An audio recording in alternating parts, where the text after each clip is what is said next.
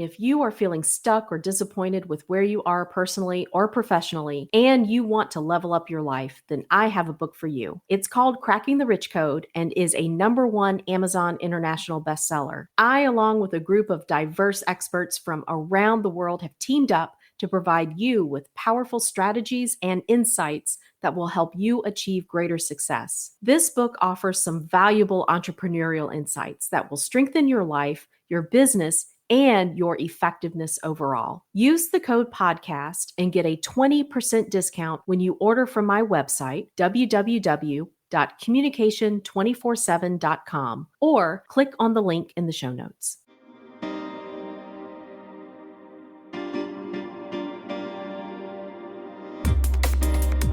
Welcome to the Communication 24/7 podcast, where we communicate about how we communicate.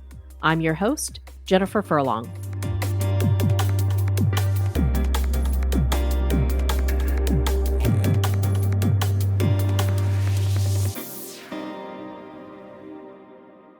Today, I have a very special guest, Mr. Thomas Wu.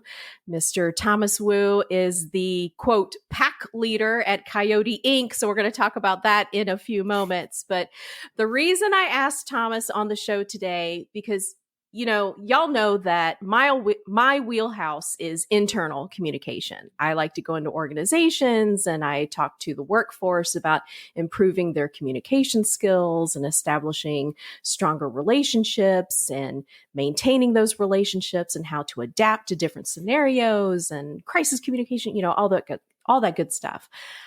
My wheelhouse is not in the marketing realm, and that would fall under more along the lines of the external communication area, in my view. So I wanted to have an expert come into the studio today to talk to us, not only about marketing and branding, but also Thomas is a personal friend of mine, someone whom I have come to rely on somewhat for a lot of emotional support when it comes to being a small business owner and all the craziness that comes along with being a small business owner and a podcast host and all of those things, because he also does all of that. And that's something else that we're going to talk about today. So Thomas, thank you so much for being on the show. I'm super excited about having this conversation. What about you? I hope so. Stoked to be here. Very nervous. But thank you for inviting me and also for your very kind words. Oh, thank you. Now, Thomas has over 20 years experience as a brand strategist. So he says he's nervous, but I guarantee you he has the knowledge. He's got the know-how to back up everything that we're going to talk about. So the pressure is just mounting. Is that correct? I might just keep laying it, yes. just laying it on there more and more. All right, Thomas, let's get going. Because yes, I have so many things that I want to talk to you about. Like I said, the marketing and the branding and all of that stuff, for small business owners, that's one reason for having this conversation. But the other reason is also just some of the internal stuff that you and I have also had a lot of conversations about with being a small business owner and all the craziness and challenges that entails. So before we get to all of that, could you please just spend a couple of minutes explaining to the audience about Coyote Inc.? How did that come about? And also, Coyote, by the way, is not spelled like how y'all are thinking. So I'm going to ask Thomas to also explain the spelling of Coyote and the ideas and all of that stuff. So just kind of give us the 411 on everything Coyote Inc. So Coyote is spelled Koyoti, and I will get to the reason of the spelling in a little bit, I suppose. One of a few of the reasons why I chose the name Coyote, one was quite honestly, I didn't want it to call it, ABC marketing or what have you. Right. So I was thinking about all the different possibilities that I could use. And one that I came across, and, one thing was my love of stories, is the story of Old Man Coyote in North American folklore. He is Old Man Coyote is one of the oldest, if not the oldest, animal people on the planet, and he is sort of the Prometheus kind of North American folklore. But more importantly, the physiological traits of coyote. Coyotes are the most successful wild animal in North America. They exist anywhere from the Yucatan Peninsula all the way up to the Arctic Circle. They'll go into towns and villages and cities where even larger animals won't go. They will hunt prey for upwards of 20 hours, if not more. And while they are known to hunt alone, they will also hunt in packs as well. So all of these are things that I think that every small business needs: a little bit of courage, being able to communicate, being able to collaborate, being able to be curious. All of these things, having that motivation, continuous drive.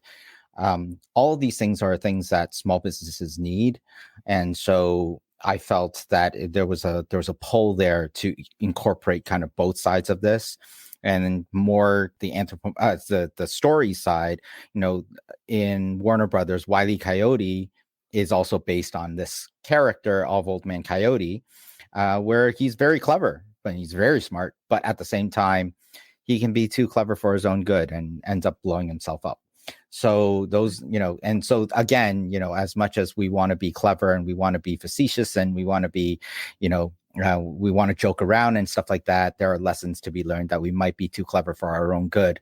And so just always, stay grounded and take a step back and see if it's that cleverness is actually the right way to go, because it's not always in the box or outside the box. There's not really any box. It just depends on where the situation calls for. I love that. I have never heard you tell that story before, the beginning of Coyote and why it is that you chose that. I'm fascinated. That is amazing. And I love, you're right, Wile E. Coyote, he does try to make it a little too complicated sometimes. And I love that, when you also think about it, though, he doesn't give up. Like, even when he screws up royally, he's like, okay, literally going back to the drawing board. You'll see him do that sometimes, and he comes up with some other elaborate scheme, but he doesn't give up. And I know sometimes as a small business owner, not even sometimes, it probably, like, at some point every single day, I probably throw my arms up and get so frustrated at some aspect of being a small business owner, whether it's trying to get through the emails, or we have the pressure to stay up on the social media, or I'm trying to figure out who can I call to drum up some more interest. And, just the list goes on and on and on. So I really love that connection with coyotes, and then talking about Wile E. Coyote as well. So you had a pretty in-depth thought process when you were thinking about your own small business and the characteristics of coyotes and the lore behind the storytelling, in order for you to figure out what it was that you wanted to symbolize your small business. For anyone who is embarking as a small business owner and they're kind of starting from the very beginning, what can they do in order to try to jumpstart that process? Do you have any tools or tricks that you used in order to think about, how can I arrive at this understanding of what is the symbol, or what is the character, or, what is the story that it is that I'm trying to tell as I'm choosing my logo, or, the name of my company, whatever it is? When it comes to names, I think it really is something that needs to speak to you. There's nothing wrong with using your own name as a business. It just depends on how far forward you're thinking about it. I mean, if you're thinking of, if you think about Hewlett Packard, HP, it's based on two people's names, right? So there's nothing wrong with that whatsoever. But in terms of what you're trying to achieve, in terms of what moving forward, how big you hope to grow, or different businesses that you hope to get into, how will that name kind of work in all those different areas? And so it really depends on that. And then after that, if the meaning of the name speaks to you, and does it speak to the industry that you're trying to get into?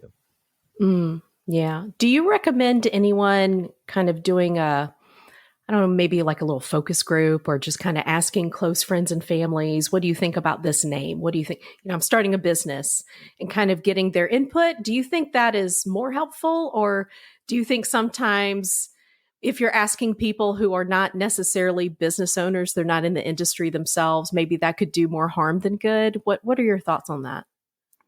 As you know, my answer to almost everything is it depends. Yes, I knew that was coming. There are pros and cons to everything, and there definitely are pros in terms of asking around and seeing if things resonate with other people, definitely. But at the same time, you can also end up with too many cooks in the kitchen, and you can also end up with you questioning yourself whether or not this is, you might be persuaded otherwise. And opinions are great, but opinions are simply that, opinions. So it really is, at the end of the day, it's taking those opinions and formulating your own. So, Thomas, one of the reasons why I wanted us to have this conversation is I realized in my own journey, creating my own small business, and it's only been about a year and a half since I started Communication 24/7. Had no idea what in the heck I was doing. And then I decided I was going to start a podcast, had no idea what in the heck I was doing with that. One of the things, though, that was such an incredibly pleasant surprise was when I finally got around to joining some groups, and you and I just, I think by chance, we happened to meet in one of I think it was a Facebook podcasting group. And so we just so happened to be able to, we met in that way. And then I ended up joining another group that you were a part of, a business minded group. And then the podcasting group, I ended up joining that. And it really has made such a huge impact for me as a small business owner, because it can be such an incredibly confusing, challenging, and lonely existence, when you're trying to go out there on your own. That's why I wanted to talk with you specifically on this show today, because I wanted us to have a conversation so that other business owners can understand the value of getting out there, joining groups, just being open to having conversations and opening yourself, to others so that you can receive that support, and even the support that you may not necessarily know that you need right now. What was it like for you? Because I know you have a history of being a business owner. Like, you've kind of done things before even Coyote Inc., right? When did that happen for you, though? When did you realize that it was going to be a bonus for you to actually go out there, do more networking, and try to just create your tribe, find a sense of community with other business owners? Was that always in the plan for you, or did you also stumble upon it like I did? I started networking when I was in college. I was really early. I was part of the American Marketing Association, and we had decided to put together a networking event. And networking came fairly easy to me. I always liked hearing people's stories, because I'm all about stories, right? So I always liked hearing people's stories. So they offered me an opportunity to join a local networking group for American Marketing Association. And so we also decided on, from a collegiate level, that was what we were going to do. And at the time, I was in my second year, and we put this event on. There were 300 guests, both from professional and collegiate level. And I had MBA students come up to me, a second year, know nothing. What am I supposed to do here? And it just blew me away that, there are a lot of people who are out there who have been in business, who have been in the industry for ages and ages, that didn't know about networking. And so it kind of, at that early age, it kind of made me want to do that more, because it made me feel like, oh, I was maybe, I felt mature doing it, right? Yeah. when you're a young kid. But what I learned quickly was that you don't know where those relationships will take you. And the people that you network with, or the people that I networked with, I never went into any networking group with any intention other than to listen to some great stories and see if there's anybody that I connect with. And so because the thing is, organically from that, you don't know if the people you meet will become friends, will become, a future partner. I met my wife networking. There was, you don't know if they're going to be collaborators, they're going to be clients, they're going to be suppliers. You just don't know, or if somebody they know is going to be that. So it's just a matter of, for me, at the very least, at that time, was getting out there and just hear some great stories. And if there's people that you connect with, keep connecting. Yeah. Yeah. It has made such a huge impact on me. And if I can say a good thing that has come out of COVID, I don't know. That's kind of like a weird statement to make, but COVID kind of forced even more and more people online. And a lot of the networking events that used to be strictly face to face, they had no choice but to go online. And that kind of opened up so many possibilities for a lot of people like myself. I know it's hard to believe, but I am a big time introvert. It's very, very difficult for me to go into a networking event and feel confident. I can fake it for a little bit, but I'm scared to death when I walk into, if it's a huge hall, a huge room, and it's full of people and I don't know anybody there. I find that incredibly daunting. And the last face-to-face networking event that I went to where I didn't know anybody, I almost left. I went in and there were over 100 people gathered around, and I could tell everybody had already met each other at some point. So there were people gathered together talking, and I got those butterflies in the pit of my stomach, and I started sweating a little bit. I'm like, oh, this isn't good. So I went to the restroom and just kind of like got my thoughts together. And then I decided, you know what? I'm not here. I'm not going to try to sell anything. I'm not trying to market anything. Let me meet one person. And so what I did is I walked in and I scanned the room, and I found one person sitting alone at a table, not having any conversations with anybody, looking just as miserable as I felt. So that's when I was like, that's who I'm going to go have a conversation with. And just like you said, I just approached it with that mindset of, I'm just going to get to know who this person is. Obviously they're here alone like I am. So let me just kind of learn their story, figure out who they are, and see where that goes. And that made such a huge difference. I felt the release. I didn't feel all of this pressure to perform, if you will. So I think that is just some fantastic advice, that perception that you have of going in and just wanting to learn, about others in any type of event. Brenda is saying hi from Detroit, and she and her dog are enjoying the fall weather on the back deck. I'm a little envious of you there, Brenda. And then Mark he wants to add that the key to effective networking is getting over the fear of meeting new people and just being yourself. Yeah, that's actually sometimes, though, for us introverts, Mark, that's easier said than done, because then you get it in your head. But what if they don't like who I am, right? Or what if they don't like what I'm saying? If I may, really nice thing about networking events is that people are there to talk to new people. Right. Yeah. So, they're open and willing to speak, as Yeah. opposed to if, it's entirely different if you're at a networking event and you will go up to a random stranger and you say, "Hi, what's your name?" Or as opposed to going up to somebody in the middle of the street and saying, "Hi, what's your name?" Right? What do you They're do? there exactly, right? They're there at the networking event to meet people just the Yeah. same as you are, just the same as I am. And so, and also the number one topic that people like talking about is themselves. Mm-hmm. So if Mm-hmm. you ask them about themselves, you'll very quickly realize that, hey, there's a conversation there that is just, wanting to come out.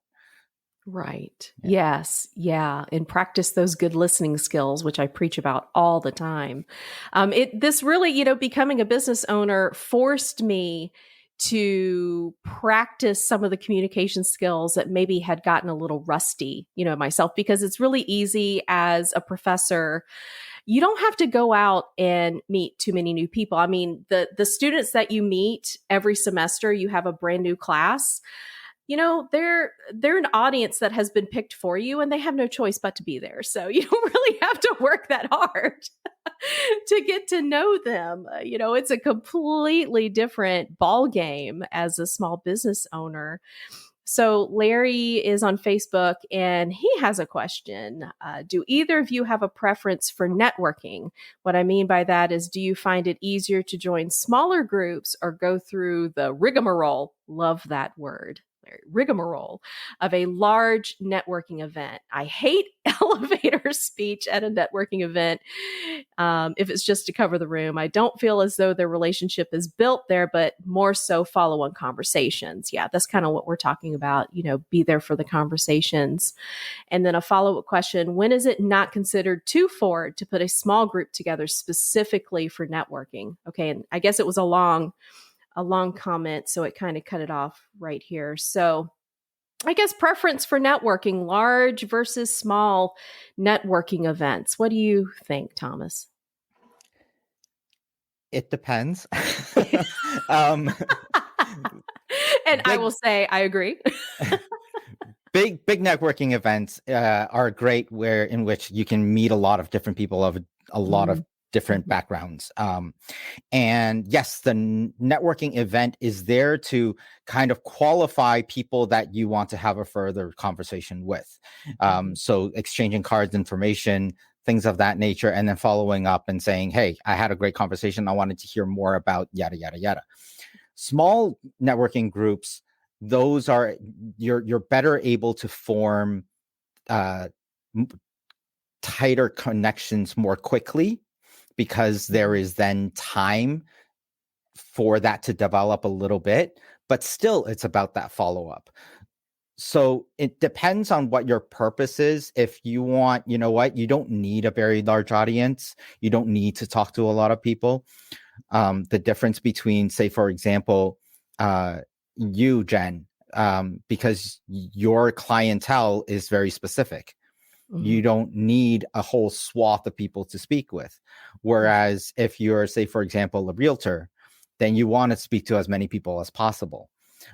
So it depends on that as well. And it depends on also where you feel more comfortable.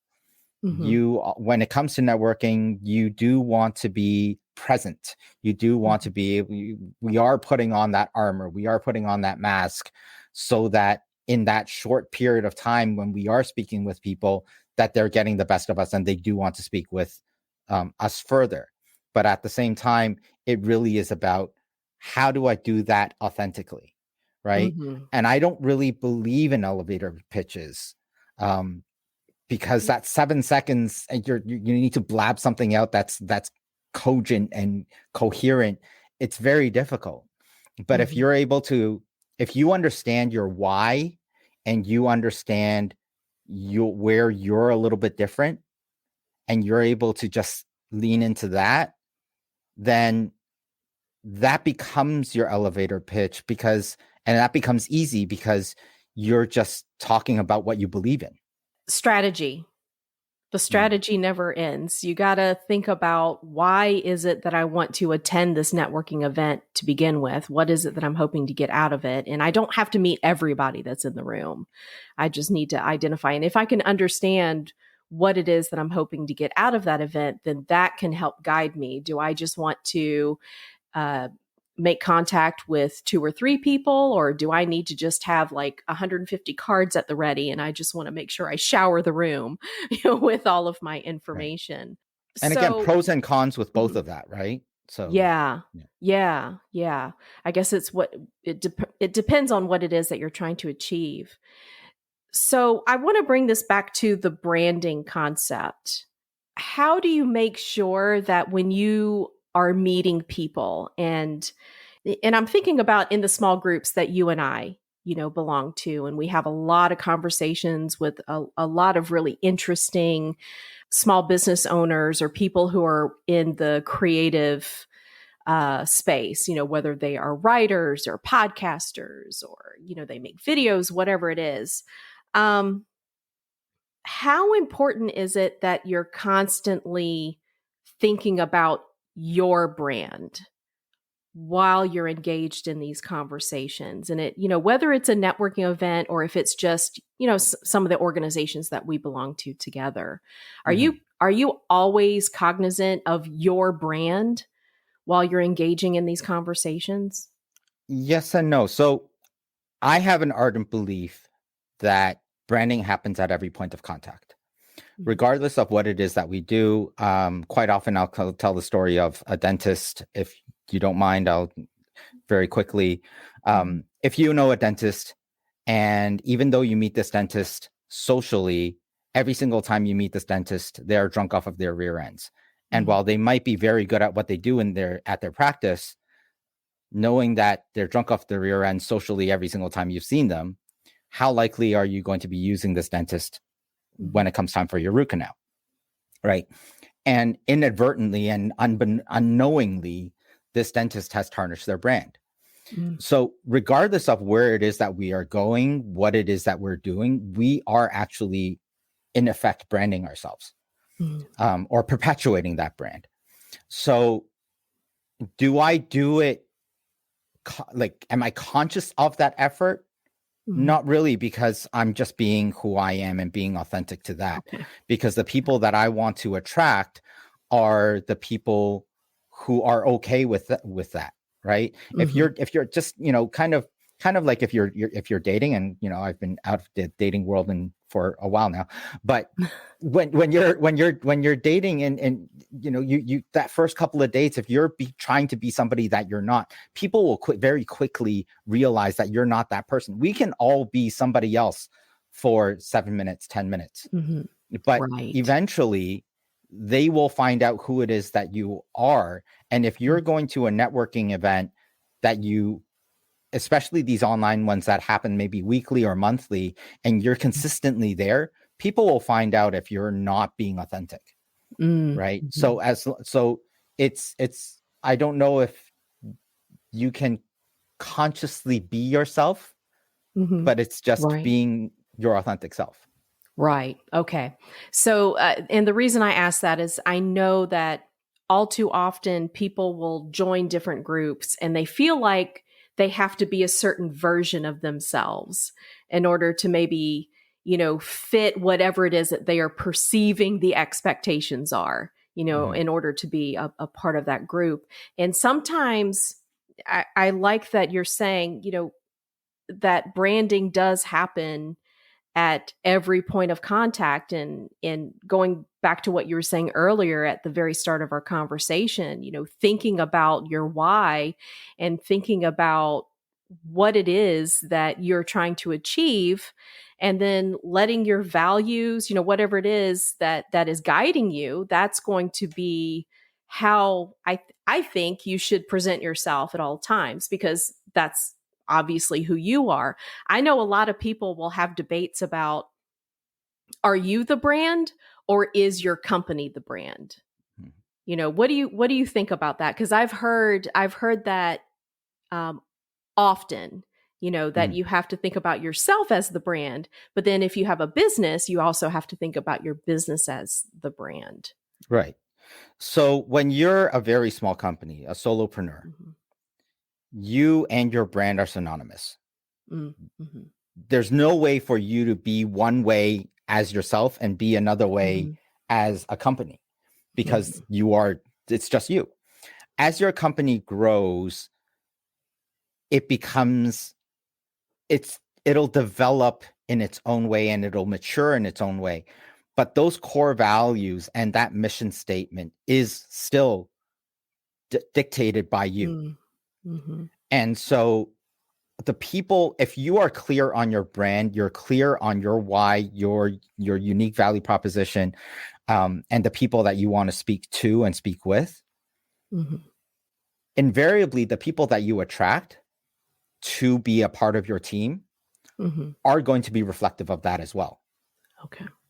So as your company grows, yes, it'll develop an entity of its own, Mm-hmm. but a lot of that is being molded by you Mm-hmm. in the background. So if you're a solopreneur, you recommend you need to write down your mission statement and have your core values and all of that. Do you recommend, like, they need to write that out now, like have it somewhere in a document, just take the time to really figure that out now? Or do you think they could, oh, let's just be lazy about this and we'll just wait until I think I might start growing, you know? I think it's something, if you are able to articulate that at an early stage, Mhm. fantastic. Mm. But a lot of times with small businesses, especially new businesses, they will find that over time. They will find what they end up leaning into later on. There might be a focus. You know what? I want to help, for example, for yourself, I want to help all companies communicate better. But Mhm. eventually, as you start doing things, you'll find that you start attracting a certain type of clientele, and Mhm. you'll say, you know what, I want to help people in legal services more. I want to Right. help Right. people who are, inter-team communications more, and things of Mhm. that nature, and things that'll change kind of as we go along and we learn more about ourselves, we learn more Mhm. about our company. And so that mission statement might adjust to that as we start growing. So I wouldn't say yes, I would say yes, have it in mind, but at the same time be open to it to um to mature as well. Yeah.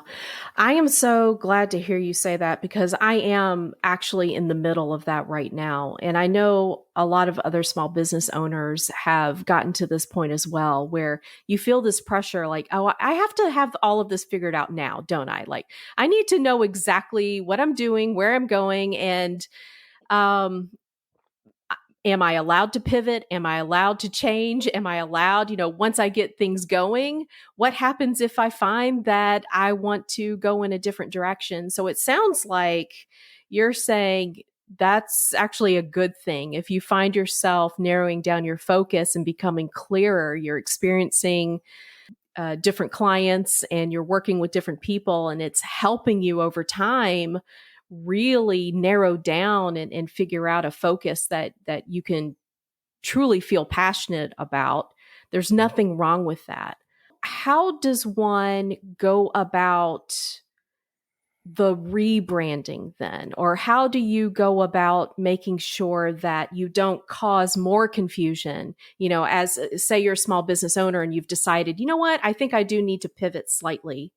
How can I do that in a way that is not going to cause confusion for current clients or, future clients? What do we do? A lot of that depends on how big you are at that point. Say, for example, you are one of the big fast food chains. Mm. Then yes, that rebranding is going to be massive, And it goes everywhere from your packaging to maybe some of your menu items to the uniforms to the advertising, and et cetera, et cetera. But as a small company, small changes doesn't need to end up being huge. And it depends on how much of a change you want to undergo. Because at the same time, when we start talking about leaning into your why, that why is always going to be prevalent. It's always going to be present. So regardless of where you want to shift to, it might just be speaking to a slightly different audience. For example, when we started Coyote, we wanted to talk to, doesn't matter if you're big or small. We want to help everyone. But as we started moving forward, and with my background and my understanding, and it just more and more became, you know what, I really want to help small businesses, because those are the people that I feel that need the most help and aren't getting it. They're the ones that are piecemealed information and need a little bit more information. So that communication changed slightly. I'm still doing the same thing, but who I'm talking to is a little bit different. And so it's just about adjusting for that, as opposed to, you know what, I'm going to switch up my logo. I'm going to switch up. And those things can happen as well, but it really depends on your need at the time. For small businesses, I don't think that you're going to end up doing a completely 180. Yeah. It's just going to be nudges. And so it just depends on how far you want to go. But if you are going to be thinking about, regardless if you're branding or rebranding, it's thinking about kind of further out where you want to take it. Because yes, brands can do rebrands every few years, but it's always more expensive to do a rebrand than it is to do it the first time. Because especially if you have inventory, say for example, you've got a clothing line, and it might be the same clothes, but you want to start. Well, guess what? Now you have to start switching out the hang tags. Well, if you've got the logo on the apparel itself, well, all that logo, all those garments have to go out of the warehouse because you're now switching to this new logo. So it can be sweeping. And so that can start getting really pricey. How far into your business, Coyote Inc., were you when you realized that, you know what, I think I want to start focusing on small businesses rather than everybody? We've pivoted a couple of times over the years. We started in 2014. We started by doing logoed apparel. And after a while, and my background being in branding, brand strategy and brand management, and then also with my experience with small business and my understanding of small business, it started, you know what, we should shift to providing services for smaller businesses. But at the same time, it's like, oh, we don't want to alienate the larger companies. But then as we started moving in that direction, we found that, you know what, we're not even talking to large companies anymore, in which case that turned into another pivot, in which case where we started speaking specifically to small business owners. So there were a couple of, and so I would say that, you know, we're still transitioning. It's always a transition, and we might end up being, you know what, the next transition might be, you know what, we no longer want to do B2C, we only want to do B2B, or vice versa. Or it could be, you know what, we want to be specifically in apparel or not, right? But that is organic. And that depends on, and our language might change from there. Mark says that he's rebranded himself many times. I find a new client profile to work with and divorce myself from my existing client base until I could develop a reputation for the new thing that I'm doing.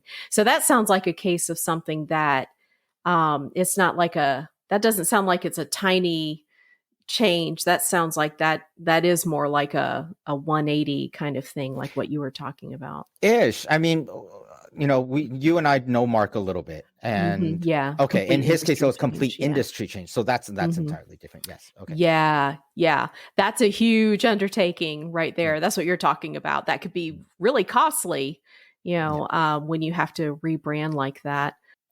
Dr. Grossman says that he's pivoting from psychology to coaching and training. Is it better to market me as my name, then pivot to a brand that fits my coaching and training focus? Example, drbriangrossman.com versus something like getunstuck.com. That's a really great question because we know a lot of coaches, right? We know a lot of consultants. And so there can be that confusion that goes back to am I the brand or is my company the brand? What would you say? Because I have both, right? I have Communication24Seven.com, but also people know me as Jennifer Furlong, which that website is coming to. So what are your thoughts on that? It depends on where you want to take it. If you want to grow that business to a point where there are other people who are a part of that, then maybe creating a company and a brand around that would be more beneficial. But if you're happy with, what, I just really want to do these kind of one-on-ones and the company being me, then having your own name as your brand is beneficial, because it's there. One of the things that we want to talk when we talk about branding and marketing is what we want to do is remove disconnects. If we can be more specific, then that's great. And how much more specific can you be than using your own name? Right. But it depends on how far you want to take that. If you want, and there are people who you can take that and you can grow with it and you can have an entire teams and stuff like that as well. But that journey is it's easier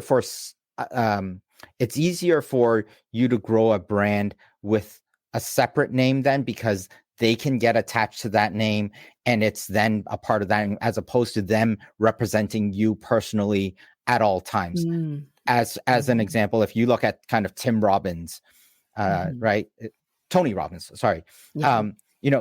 Everybody knows his name. So if you're kind of working under him, you're working under his model. And regardless of what you're doing, you're representing him, right? And that works for him because he is such a big character, right? He's such a big personality. But if you want to, at some point in time, you want to retire and have the company go on and they still use that name, then it's a little bit easier for them to justify, especially in the coaching world, in the service-based world, to be able to do that. Otherwise, for example, again, you go back to Hewlett Packard, it can still work, but then it's like, okay, well, is Hewlett and Packard still involved, right? And then it's like, who do you represent and why are you representing this? And it becomes a little bit more difficult. It's not that it can't be done. There are tons of companies like that. Johnson & Johnson is a family brand that it's still around, right? There's you can do it either way. But as a small company, I would say if you want to start growing your team and having other people involved, it's a little easier to have a separate brand.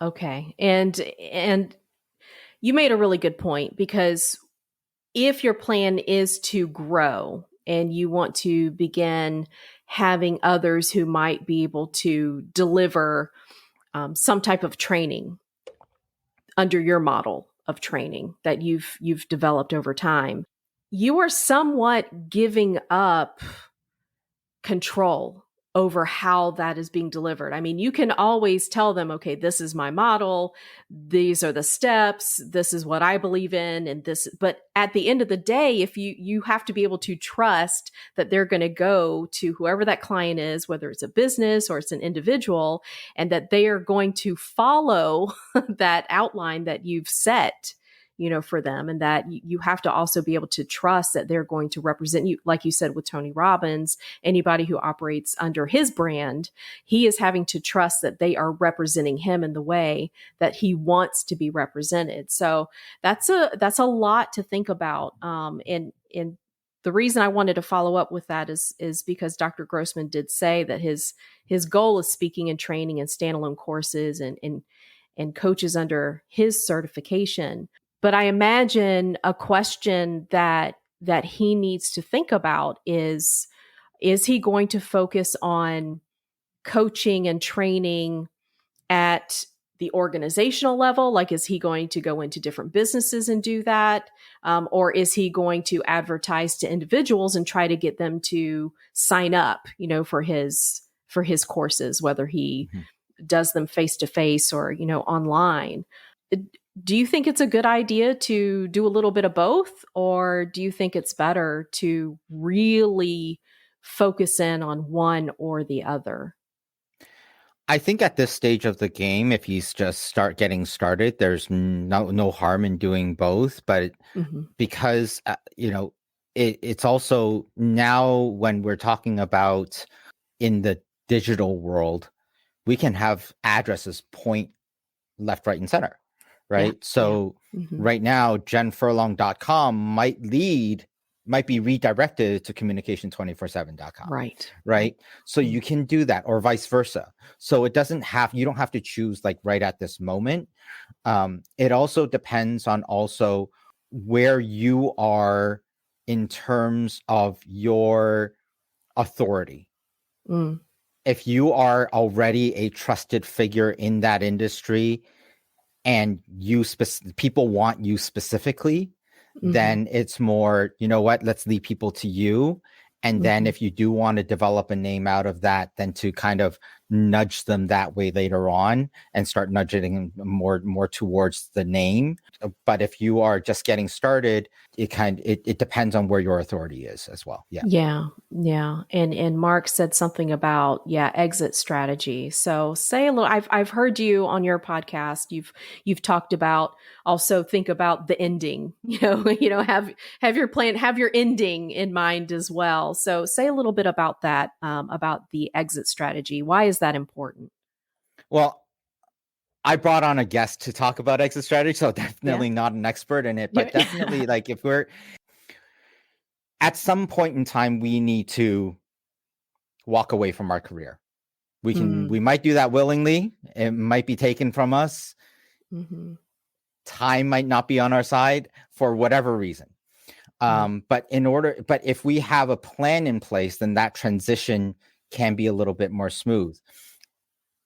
So in talking about exit strategies, in terms of our name, in terms of the company name, if we are trying to back ourselves away from the business because we're nearing, say, for example, the age of retirement, and there are other people who are who's going to be taking the reins of the company. But if you are always the person that people speak to, then it's going to be when people are calling, they're going to be calling, if the company's for jenfurlong.com, they're going to be calling, hey, I'd like to speak with Jen. Oh, Jen's not here anymore. Oh, who am I supposed to speak with? Then again, there's that disconnect, and that's what we want to alleviate. So if the benefit of having a company name, then it's, who's the person in charge, or who's in charge of sales, or who's in charge of what have you, and they can speak to that person. So it does depend on that exit strategy as well. Wow, that's a lot to think about, because if you are in a position where you've developed a new model or you've developed some type of a certification program and it has gotten really popular, in a certain industry, that's a lot to think about, because like what Dr. Grossman was talking about, if he wanted to be able to offer a program with his own type of certification, if he uses his name as the business name versus coming up with getunstuck.com, I imagine at the end of that, it's going to be a lot easier, especially if that particular program becomes really, really popular.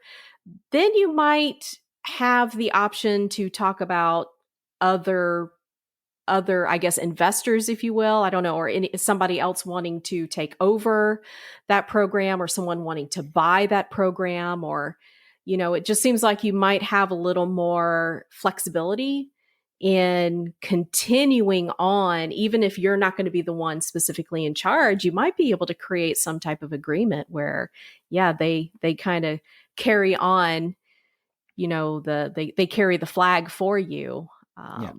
But I mean, if it is a certification process, then again, it depends on, for example, and every industry is a little bit different. Yeah. If Dr. Grossman is well known in his industry and Dr. Grossman's methods are proven, right, then there is a benefit to maintaining Dr. Grossman's name to the certification process.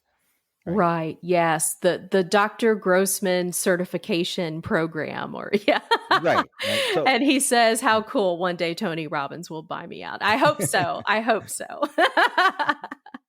That would be awesome. And then Brenda says something, if there's negative PR against that person, the brand is devalued. Yes. So going back to, how large you get, and if you're deciding on bringing on additional people, I guess you really do have to think about anything that could happen.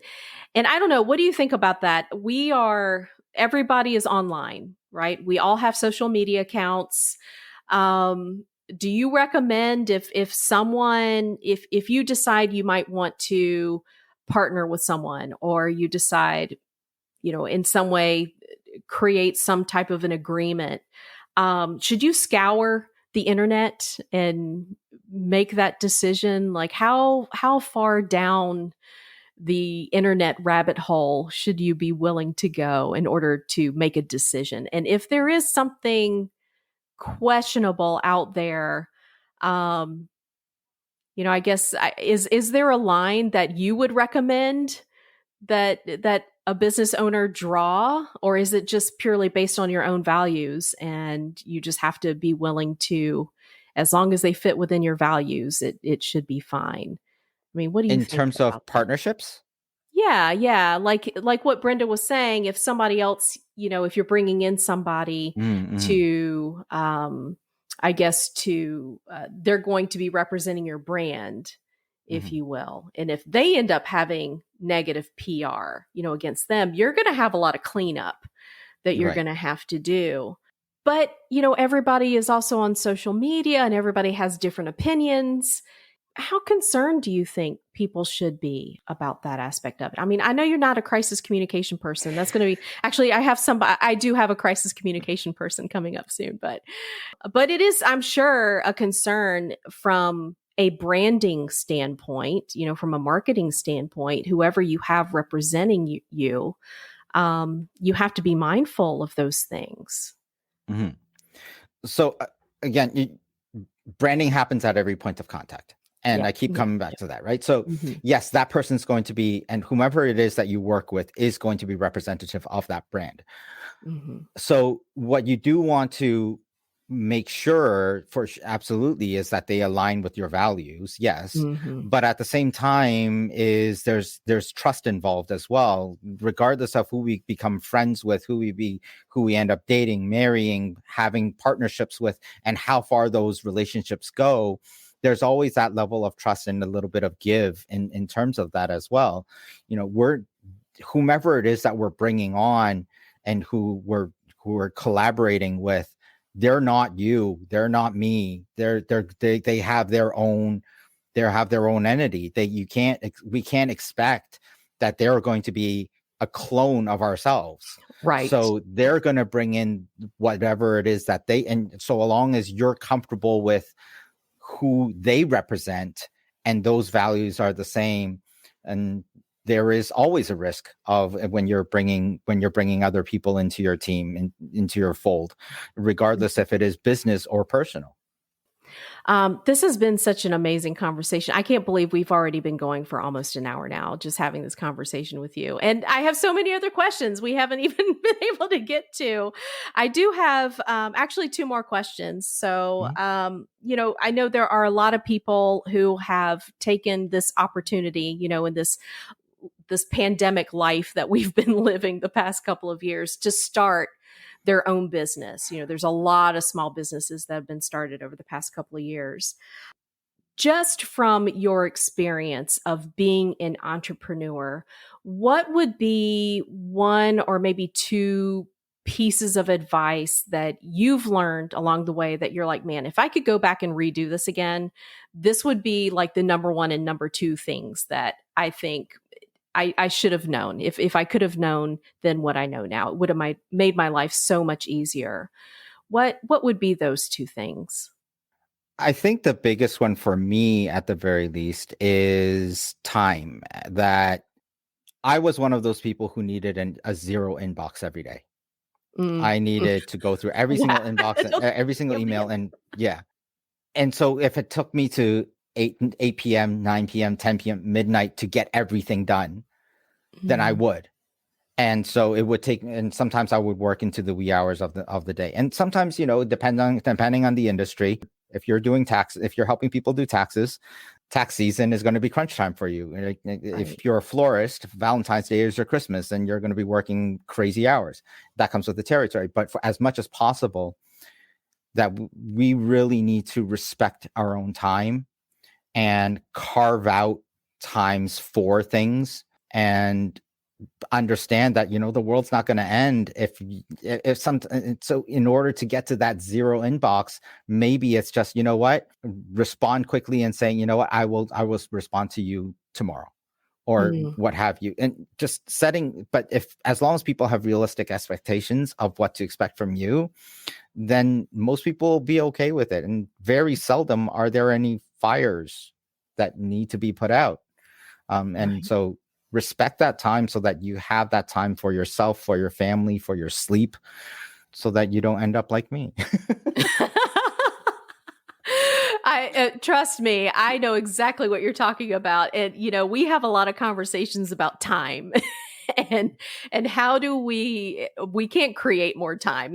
Every single one of us is given the exact same amount of minutes every single day. So I think that's such an incredibly important piece of advice that you have right there is think about the time that it's going to take and how it may change depending on the season, but really just guard that time jealously and don't be afraid to let other people know that, look, as soon as you send me an email, it could sit there for 24 hours. So don't email me again 2 hours later to make sure, did you open my email yet? Because that's just going to piss me off even more, right? It's just going to be, irritating. So don't be afraid to set those standards, I guess it's what I'm trying to say. Yeah. How do we get in contact with you? Coyote.com, www.koyoti.com. And I never got into how I ended up with that spelling. So very quickly, it's pretty much east meets west. For those of you looking at me, can't tell, I'm Chinese and Asian. So I kind of just twisted it around so that I brace that east meets west portion within myself. So kind of almost a Japanese kind of version of the way how it would be spelled. So I kind of twisted that around. So coyote.com or info@coyote.com or even thomas@coyote.com. Excellent. So we will have all of that information in the show notes. Make sure that you can easily access it so you can just click on it. Thank you so much, Mark. Yeah, also don't have to wear every hat to do the parts that you're good at and hire. That'll be another conversation. How do we hire people when we don't have the money to hire people? And, Autumn says, so amazing and valuable. Thank you so much. Glad you enjoyed it, Autumn. Thank you for listening. Thank you for watching. And then final, Dr. Grossman, or join Jen Furlong and be unstoppable. Yes. Thank you. All right, everyone. I hope you got some valuable information. As always, that's why we're here. Want to make sure that anything that is connected to communication, that's why I wanted to bring in Thomas today so that we can have a little bit of a different perspective. Because like I said, this is not my wheelhouse. I hope everyone has enjoyed the conversation, and I hope you enjoy the rest of your Monday. And I guess everybody take care. We'll see you soon. Bye. Bye now. Thank you.